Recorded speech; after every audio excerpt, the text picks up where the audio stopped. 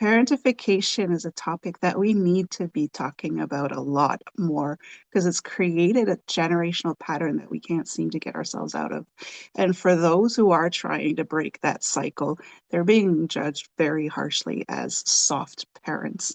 So we do need to address this, and this is what the episode is going to be about today. I'm going to talk about what causes parentification, the types of parentification, how does that look like, and the long-term effects on our children when they're being given the role of the parent, and what to do to break the cycle. It's going to be a pretty heavy one. That's what we're going to talk about today. For those who don't know me, my name is Danielle C. Baker. I am the founder and CVO of Being Connected. I'm also a registered early childhood educator with over 20 years of experience in the field. I work with parents and teachers to navigate the realities of what parenting is today. But don't get it twisted when you work with me. We put the child's needs first. So we're going to have to put our ego and pride aside, and let's get to it.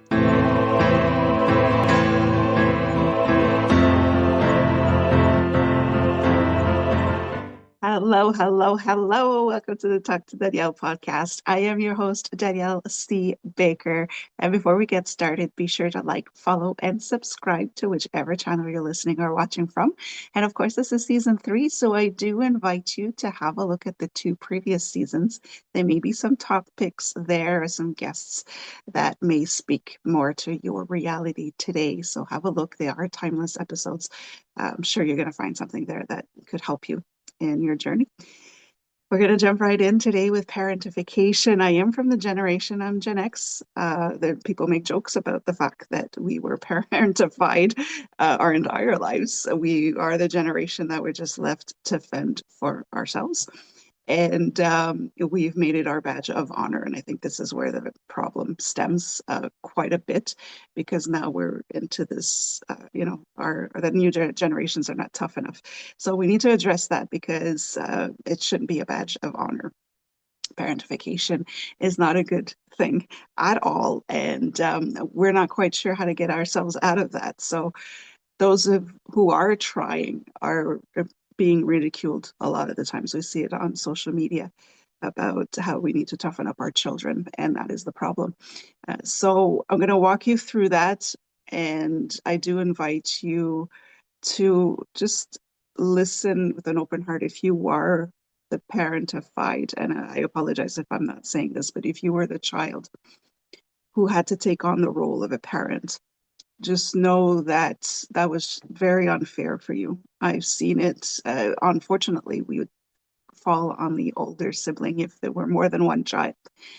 Uh, you would have to take on the role of a parent, taking care of the parent and your younger siblings, so you feel robbed of your childhood. And so I'm speaking to you guys today and giving you just a sense of where you could go to claim back your life as well. So before we get started, what is parentification? It's a term that is not used often. People use different ways of describing it, but it's basically when the parents rely on their children to meet their needs. So the roles are reversed, and they're reversed in different ways. So they could be reversed where the child now takes on the parent role, and it could be in terms of on the emotional level, on the physical level, on the logistical level. So I'll go over that a little bit later. But that's what parentification means, is basically the child takes on the adult's role and responsibilities. And we know very well that that's not what children are supposed to do. This is why I was referencing the eldest child or the older sibling, because it would often fall on them to take on the role and parent their younger siblings. But they would be kind of sandwiched in having to parent their parents as well. So let's just give you a picture of what that could look like and why parents dump their responsibilities or walk away from their responsibilities and dump them on the children. It's not usually intentional. and it's not done consciously, I believe. It could very well be because that's how they were parented and they had to take on the role, or they're going through some life circumstances that just make it that way. And although that can happen, unfortunately, yes, it shouldn't be a long-term thing. That shouldn't be your only parenting approach. So I'll go through what may cause it. Of course, we have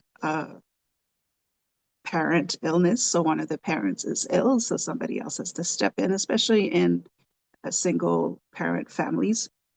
If the parent gets sick, a lot of the times the eldest or the older children will kind of have to step in on some of the chores and responsibilities.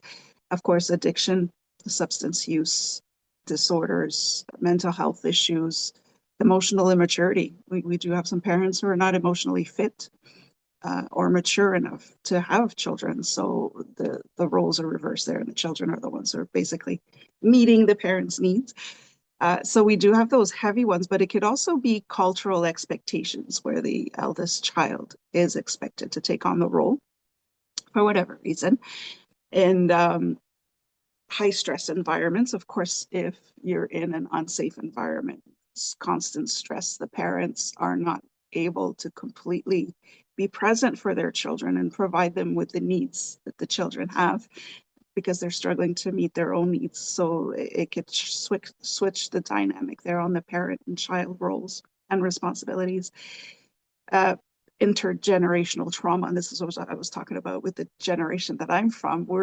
I'm coming from the generations who went through a whole bunch of wars, Great Depression, famines, all sorts of stuff. So there was a lot of trauma there, and you were left to fend for yourself because otherwise you would not survive. So kind of feral in that sense. So yeah, intergenerational trauma does have that because then that's just the way it was. We hear this all the time. When I was growing up, I wouldn't have been able to get away with this, or when I was growing up, I was expected to do this and this and this, and you're expecting to do that with your own children, not realizing that you were coming in from an abusive environment. So why would you want to pass that down? So just be very careful when you're rigid on how your children are going to raise their children, your grandchildren, to take a step back and say, okay, yeah, that's how I was brought up. This is how I was raised. That was my home environment. But was that healthy? Let's keep that in mind. That is the one that we seem to have the hardest to face and to tackle and to see for what it really was. So high stress environments will have that. The intergenerational trauma will do that. Uh, there is such a thing as an intrusive parenting style where the parent is just all always in control, need to be in control of their children. They're really into it, uh, almost too much. You know, they're using their children as their therapists. They're giving them way too much information. So that will create parentification, where now the parent is expecting the child to fix their problems. And the child takes on that responsibility, thinking that that's what they're supposed to be doing. So there's that. And then there's also the lack of support. We judge parents very harshly when they have to parentify their children, but we don't know their situation. It could be financial, especially if you're going through a divorce or separation, or if you're a single parent where the other parent is absent. There are some stresses there. There is lack of support if you had to move, if you had to change country even, or town or anything. You just don't know what the person's reality is. But again, we have to realize, yes, this is what we need to do for now, but it should only be temporary. That should not become your lifestyle.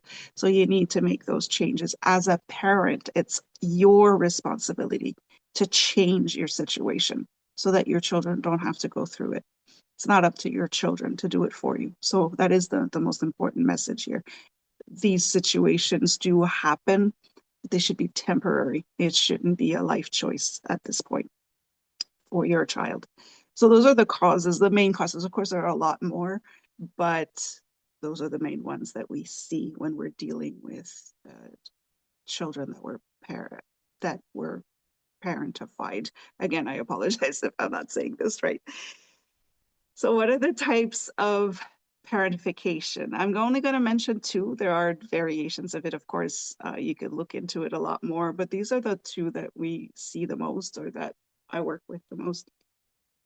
There's the emotional parentification, where uh, the child becomes the emotional support system for the parents. So the child will be giving advice, and we're seeing this even when they're little. The parent is completely avoiding their responsibility and their role towards their children. Now they're expecting their 4-year-old, their 7-year-old, their 12-year-old to fix it for them. So giving advice, holding secrets, this is the one that I have a really hard time with, trying to make people understand that an adult that asks a child to keep secrets is not a safe adult. So holding secrets is a big sign of an adult uh, reversing the roles, expecting their child to parent them. Uh, Comforting the siblings. So we're going to talk about that a little bit later, and diffusing conflict. So this is the child that has to smooth things over and keep peace in the house. Again, that is not a child's responsibility. We dump it on them, but it's not. And they will take that on. They think they're responsible for the chaos in the house. They're going to think it's their fault to begin with, because adults don't make mistakes in a child's eyes. So they logically, for them, it means that they're the problem. So they will take on that role. And just know that that is never a child's role, to diffuse conflict, to fix adult problems, and to keep the peace in the house. That is your role as a parent. So we need to take that into consideration. If you were brought up in a house where you were the one who was expected to keep the, or you felt the need to keep the peace in the house and keep everybody happy, don't make the parents upset. I'm really sorry that you had to go through that. And just know that it wasn't your fault and your parents dropped the ball. What happens in this type of parentification, when in terms of the emotional side of it, is the child will often feel like they're their parents' therapist, right? They need to fix the problems. The parents will overshare drama at work, uh, all of the issues with their ex or whatever, with their own parents, with their finances, with the neighbors, with the, so the parent that shares everything with their child is a parent that is reversing the roles. And we're talking about emotional parentification. The other form of parentification is instrumental or logistical. There's different terms for it, but this is where the child is now tasked with the adult responsibility. The child had to step in. The parent completely failed as a parent and a functioning adult, and now the child has to step up. So this is what we're seeing in many of the older generations, is they just had no choice. They had to step up as early as 5, 6 years old. They were taking care of themselves or their younger siblings. So we're talking about the household chores, the basic life skills here. We're cooking, um, feeding the siblings, keeping the house clean, all of that. So all of the house logisticals, that's what we're calling it, instrumental parentification, is, keeping the house clean, doing the chores, making sure the siblings did their homework, changing diapers, all of that. I'll go on that because there's some chores. There's a difference between chores and teaching life skills and then taking on the adult's role. Managing finances. I've been subject to that growing up, where I started work way too early and never saw a paycheck. So I was paying for bills as young as 10 years old. So that is a form of parentification, and caring for the siblings, of course. So that was my sister's side. She was the older. She was the one who's raising me. There is a difference, like I mentioned earlier, when you're talking about the difference between instrumental parentification or chores, right? There's a difference there. You can have age appropriate, you can teach age appropriate life skills for your children. So yes, it is important for them to make their bed, clean their room, help with the dishes, they need to be age appropriate. So a 6-year-old should not be making dinner for the younger siblings or even for the parent, because the parent is too tired or depressed or whatever. So age appropriate life skills, that's okay. Versus things or tasks where now you're serving the adult. The adult doesn't have the strength or doesn't feel like doing their part. So now they're guilting or manipulating their children to do it. So once in a while, yes, the older child could make dinner, depending on their age. That represents different things. but to have expected to do it, expecting them to do it every day, and for them to get punished for not doing it one day, now we've crossed the line. So we need to use discernment on that as well. They can be a blend of the two, the emotional and the instrumental parentification.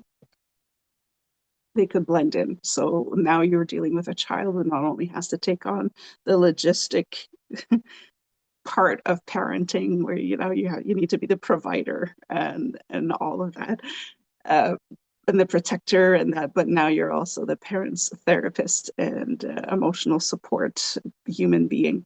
That's a bad place to be in, and we unfortunately see that a lot. Now, of course, the parents do need to seek help there because it's not for their children to clean that mess up. Now, of course, when you're into a parentification family home, uh, it's not going to come out. It's not going to be obvious because, again, we're holding secrets, we're playing around it, we're manipulating it. Uh, we're not talking about it because we could be embarrassed of our situation, and the kids are certainly not going to talk about it because they don't want to upset their parents, or they're not even aware that they're being parentified. So that's another issue. They think this is just normal, right? So we need to be able to recognize the signs of a child that could be parentified. And it's difficult because they look like many other symptoms that children may go through, but these are the main ones that you look for, that you could see that, okay, every child could have anxiety, but there's different levels of anxiety. So you kind of gauge there. But of course, self-doubt. A child doesn't know how to take on adult responsibilities. On the development part of them, their brain is not able to process this. Part of the brain that can work that out is not even developed yet. And not only that, but they have to learn through examples. So if the parent is not showing them through actions how to take care of a house or how to raise younger siblings, uh, they don't know what they're doing. And of course, if they're doing it wrong, they're going to get punished, reprimanded, yelled at. We have people pleasing. We think that it's our fault that our parents are not functioning. I think they're not doing enough. I am a good kid. I am trying to help as much as I can. Please look at what I'm doing, you know. So the people pleasing is a huge thing. Difficult with asserting themselves. They will have a hard time expressing what they need or what they believe because they don't want to ruffle up some feathers, right? They don't want to upset the people around them. Guilt is a huge thing. Depression, right? They think they're never enough. Stress, anxiety, of course, that's a thing. Difficulty at school if they're not in a safe environment at home. Uh, if they're going through all that in their mind, their head is very busy at that point. They're not going to be able to focus on school. So you could have a child that's doing really well in school, and all of a sudden everything starts to fall apart. They're not focusing anymore. The work is not being handed in. That could be a huge sign that there's something there, that there was a dynamic shift in terms of the parent-child roles. And those are the children that cannot enjoy their childhood. Right? They can't play, they can't go out with their friends whenever. Of course, there's some responsibilities, but when they're constantly missing out on just being a kid because they're too busy taking care of the parent or their other siblings. That is a huge thing that we need to look at. So children who don't even know how to play because they never got a chance to. They were too busy caring for people. People who can't go out and play. They can't get into after school activities. Again, there are other factors, but if it's constantly never able to do anything, where the child doesn't even ask if they can anymore because they don't think it's accessible to them, that is a huge one too. There are so many other signs that can pop up, but it really does depend on the situation. It could be a temporary thing or it could be a long-term thing, but these are the signs that you will see often. And of course, they look like signs for so many other things. That's why it makes it so difficult to pinpoint if it is parentification or if there are other issues that this child is dealing with or the family is dealing with. Again, there's so many other factors that are at play.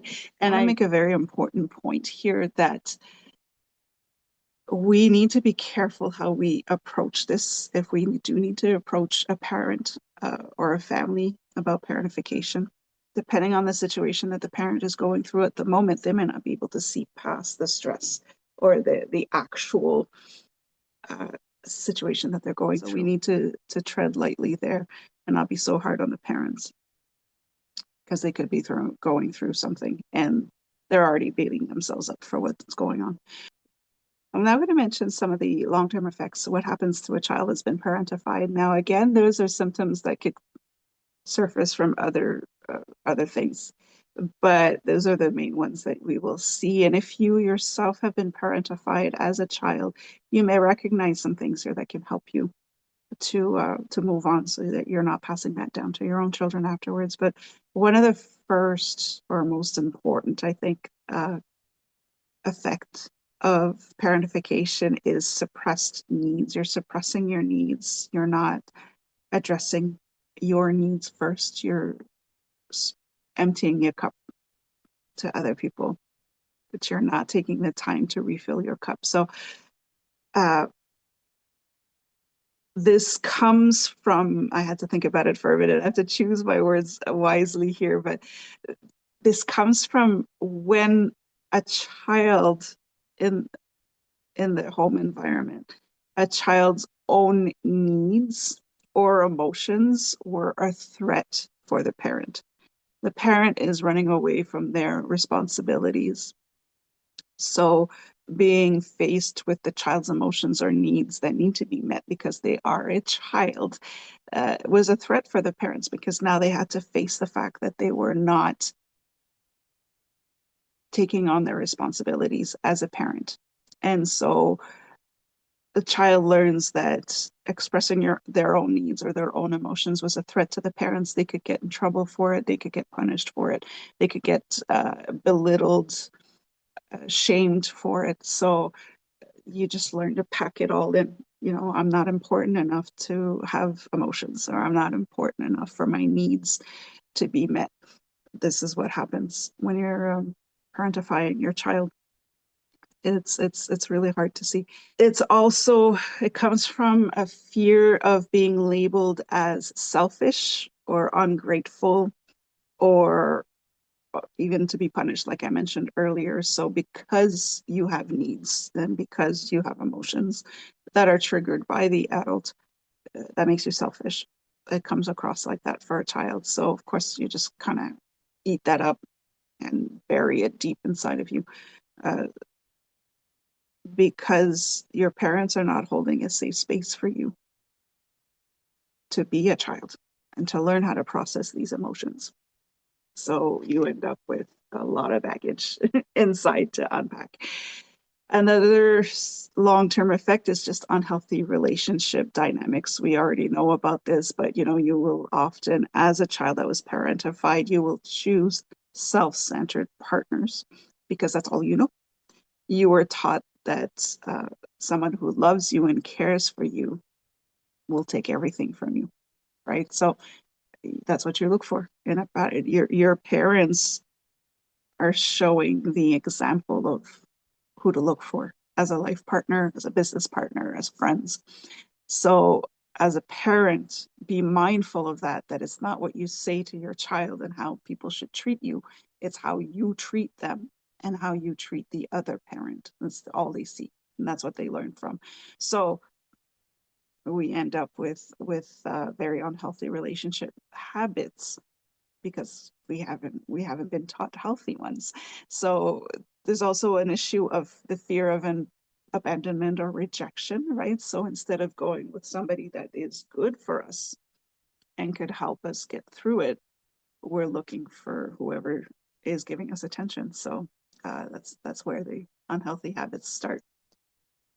It does create also a slew of mental health issues. Of course, suppressing your needs and suppressing your emotions is very unhealthy. So you are looking at anxiety, depression, substance use disorders. I mean, there's a long list of things there where, yeah, it does tag on with mental health issues. There's another side of it where a lot of people will think, oh, this is a good thing. But in this sense, it isn't because of the way they got to it. But children that were parentified have very high emotional intelligence. And of course, you're thinking, wow, this is great.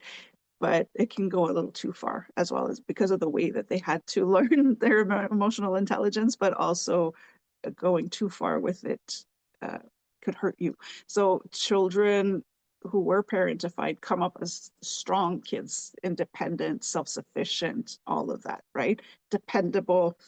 Uh, they do have this superpower of being able to feel the emotions of others in a very strong way. So they're almost feeling it like the other person is feeling it, or they can even see it coming. They will feel it before the person actually feel it. So they will then give themselves a lot more to that person to help them through it.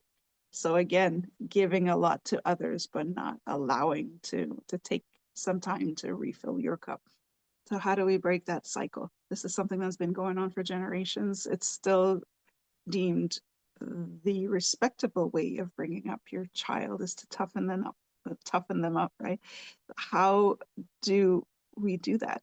Now we have to understand that I've done an episode on that, I think in season 2. You can have a look at it of what the parent role actually is.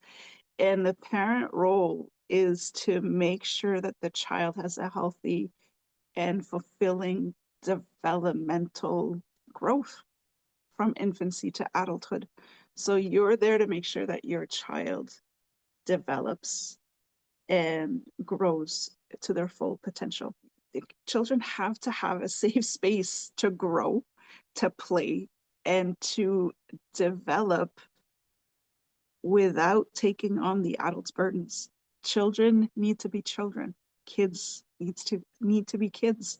So they do need to play, they do need to grow, they do need to develop in an environment where they don't have to stress about adult problems.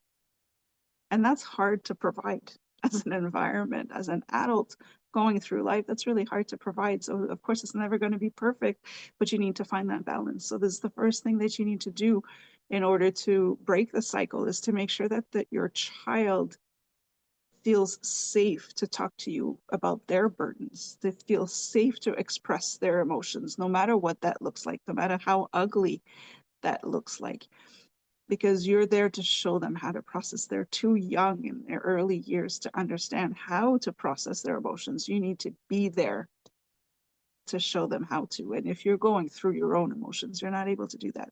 So the first thing to do is to create that space where your child will feel safe to be a child and not grow up too fast. Whatever that looks like for you or for your child is different, but that is your primary role as a parent, is to make sure that your child feels safe so that the brain can focus on developing and growing and playing, and not just focus on surviving and making sure everybody else around them survives. You also need, as a parent, to teach them life skills. Right? So you not giving them chores doesn't make you a good parent. It's quite the opposite.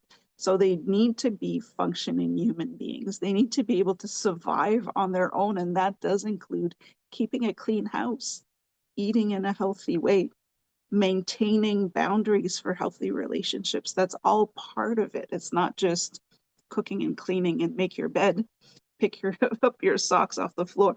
You do need to teach them chores. They do need, yes, sometimes to do their chores before they can go out and play with their friends or play their video games. That is normal, but it shouldn't interfere with your child's health, school, or relationships. So if your child is constantly cleaning the house and looking after their siblings where they can't have a few moments with their friends so that they could just be with people their age and grow on a social level with their friends, then you've crossed the line. If they're starting to show signs of anxiety, depression, uh, if they're regressing in their development, those are signs that you're not addressing your child's need. You need to step up as a parent, as the adult. It's not for your child to figure it out. It's not for you to tell your child to stop being a baby and, tough it out that you had it worse growing up. That's not going to help at all. You're avoiding your responsibilities. So you need to fix this before, don't pass it on to your child. So yeah, if your child was doing really good and now they can't focus at school anymore, they're having trouble with it, that subject, yelling at them is not going to help at this point. Try to figure out if your child is struggling at school, it's because they're not feeling safe in some sort of way. Some needs are not being met, so the brain shuts down back to survival mode. So they're not going to be able to problem solve, and they're not going to be able to do the math homework or conjugate verbs because their brain is not capable of doing so. So you need to be aware of that. What is it that triggers you? How can you provide a safe environment for your child, and just recognize that maybe the childhood that you had was not the best, right? And it's not for your child to pick that up. So get the help that you need so that you can be there fully for your child. Your child is not responsible for you and what you're going through. I see that so many times. I've lived it myself. Uh, your problems are not your child's problems, right? So yes, sometimes we do have to tell them about certain things that are going on, but they don't need to know the whole tea, right? They're not your confidant. They're your child. Let them grow. They're gonna feel the need to fix your problems, but they don't know how. So you could tell them, I'm going through a rough patch, but everything is okay. Yeah, I've got the help. We're going to get the help that I need. Show them how to do this so that they don't have to go through this when they're adults, right? So it's not your child's responsibility for what you're going through. Don't make it their problem. It's a you problem. It's not a them problem. Okay. The other thing too is sometimes I mentioned earlier, you sometimes you're going through a really rough patch and you have no choice. The children do need to help, right? They are maybe as a teenager going to have to take a job. That money should be theirs, but life happens, right? Uh, you need to find the balance, and you need to tell yourself this is just temporary, and we'll balance that out once we get through this rough patch. So again, depending on the age that your child is, you need to gauge that so that you know just how much information you give them. But if you're going through a divorce or a separation, you lost your job, you're going through very uncertain times, and you're struggling to put food on the table, that's normal. To have to ask your children to help, if you have to take on an extra job, right? You may need the older sibling to care, to look after the kids, whatever reason it is, but that will be temporary. And you should let your child know this and thank them for the help, that you show them that you appreciate the help. And then when things work out, that we can go back to normal. But when you're going through that rough patch, you still need to give moments where your child can be a child. All right, so find those moments where you can have fun together, play games, even if you're not feeling it.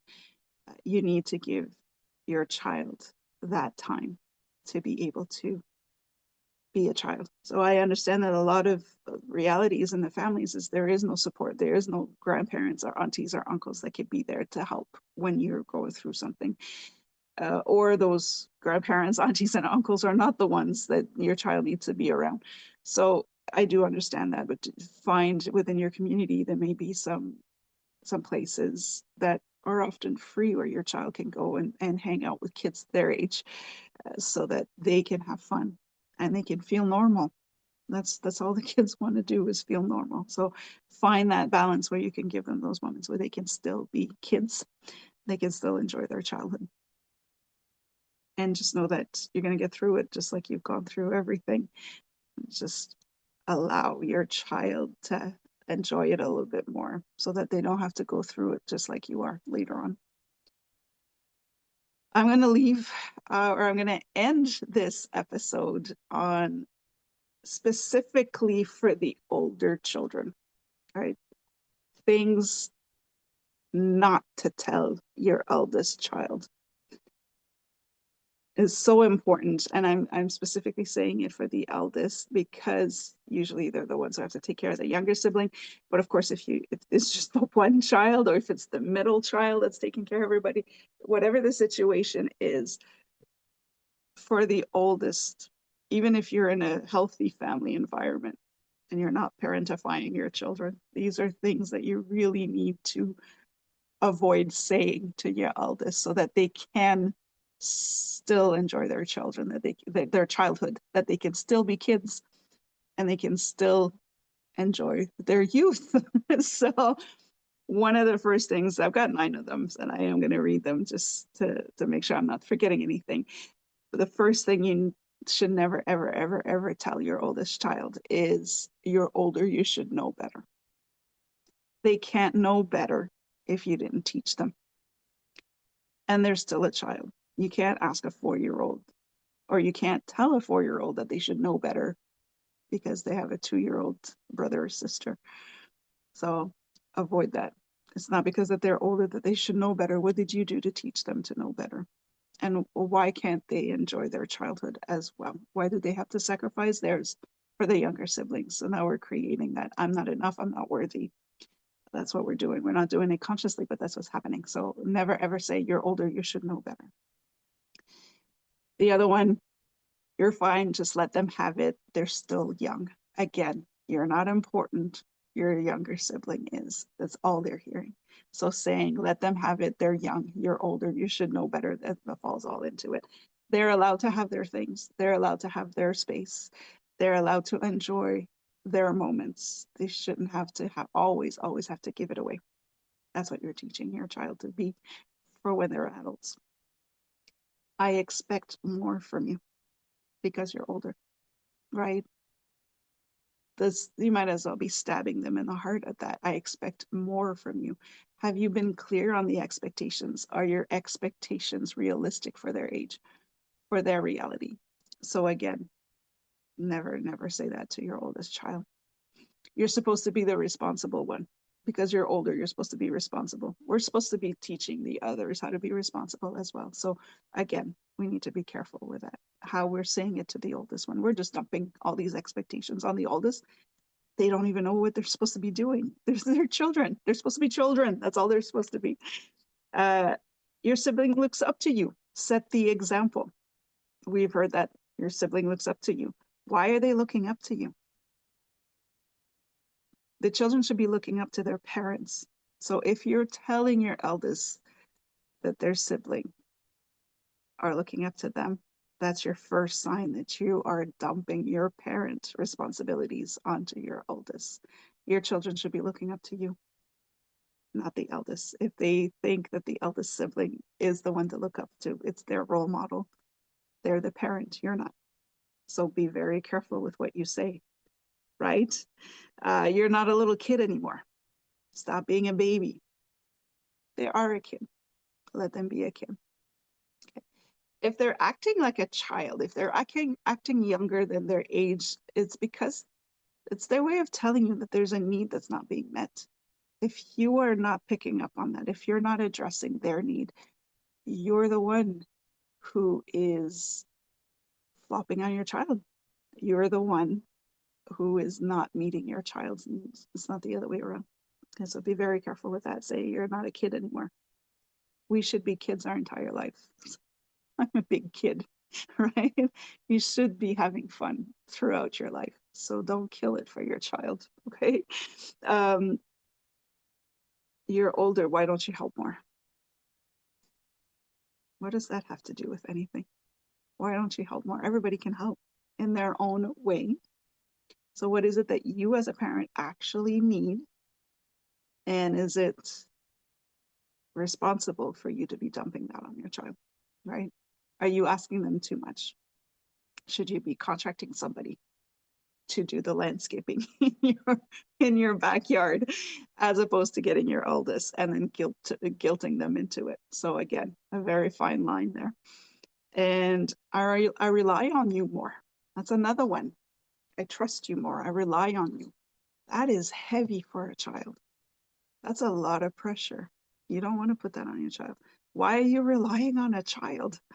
Again, these are things that you need to ask yourself. And then the last one is stop acting like a kid or stop acting like a baby.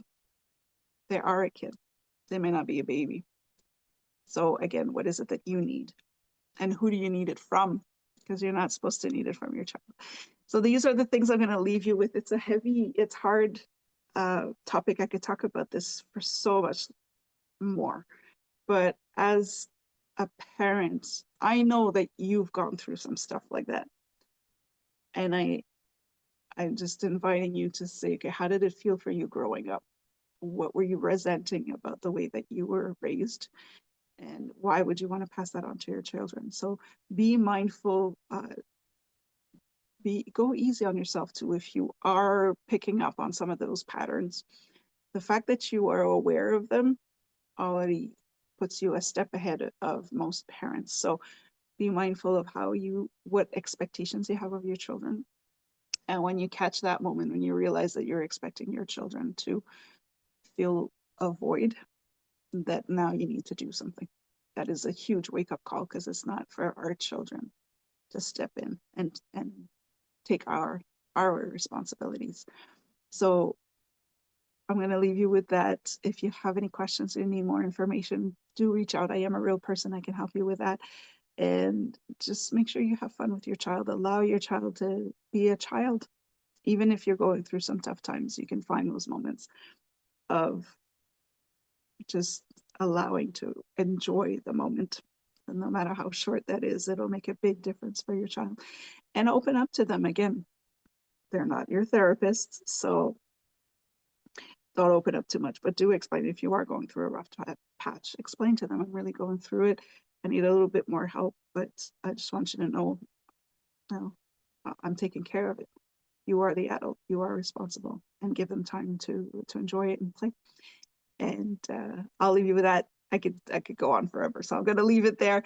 If you want more information, you know where to reach me. Don't forget to like, follow, and subscribe to whichever channel you're listening or watching from. And don't forget to have a look at the 2 previous seasons there to see if there's anything that can help you. Until next time, stay safe, stay awesome, and we'll talk soon.